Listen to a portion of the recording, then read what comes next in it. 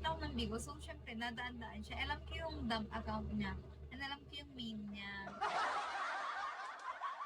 So, pag nadaan siya, ganyan, parang nagbe-breakdown ako. Pero syempre, hindi ko pinapahalata here. Ganyan. Pero, he's the first one na nakapag-date. So, what I did that time, nag-try ulit ako. Like, 2 weeks, nag-try ako. Para there's no regrets after. Tapos, guys, after 2 weeks, I saw on his phone na wala, parang tuloy-tuloy pa rin siya, ganyan. So, what I did that time, nilat go ko na, ganyan. Pero nag-ask naman siya kung pwede pa ayusin. Pero sabi ko na lang, no na. Kasi yung mga damage na nagawa niya, all the damage that he did, it's really, really, really too much. So,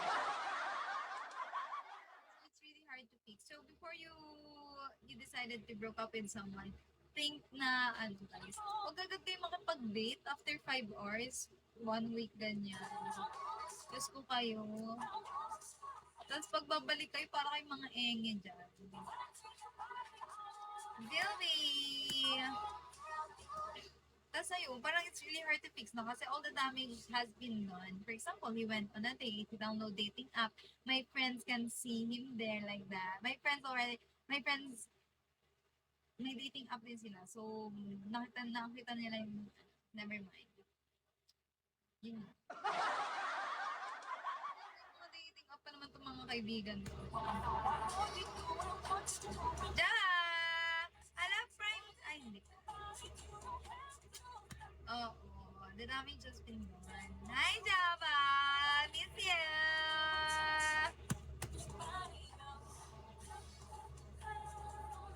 Pero okay na ako. Java, I miss you so much! Hi, Crash! ID number, hi! 1, 2, 3, atik ka ba? Ano sabi mo? Basta, 2, hi!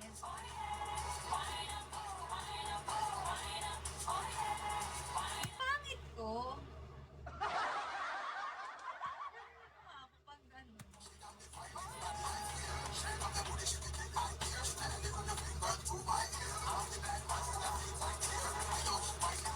Hindi naman.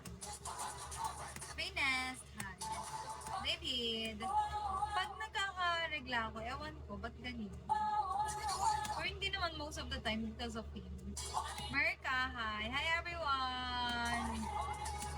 Basan, welcome to my live! Itot, hi! Hindi naman. But, I'm so happy na may nakilala ko dito. Kasi guys, first jowa ko yun, tas galing din dito. No regrets at all. No regrets. Sometimes you will feel na, oh, I'm already okay. Pero most of the time, you will feel like nasa lows ka ng life. Ingay nyo naman, 2-1-3-3. Nung may host bang di nagsasalita, sana ganun na lang din ako. ID number, hi! Pero guys, I'm already okay. I'm accepting, men. Guys, nag-accept ako yung mga men na good provider, older than me. Gusto ko guys, older than me. Around 8 years gap up to, up, ganyan. Kasi I'm already 23 next month. Tapos, good provider, syempre. So that, gusto ko good provider, guys. Para na anytime na ready ka magpakasal or magka-baby anytime. Tapos, basta happiness. So, thank you. Tapos, guys, ang gusto ko, I really want someone who can provide, who can love my family. Not cheater, I don't like. I don't like 3P, I don't like 4P, I don't like those things. Uy, may na-experience sila Julie. Mga jowa nila, nag-aaya daw ng mga ganun. Just so, pag kayo,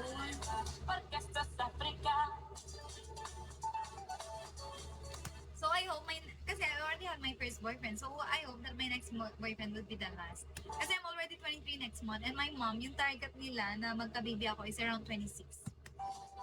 3 years.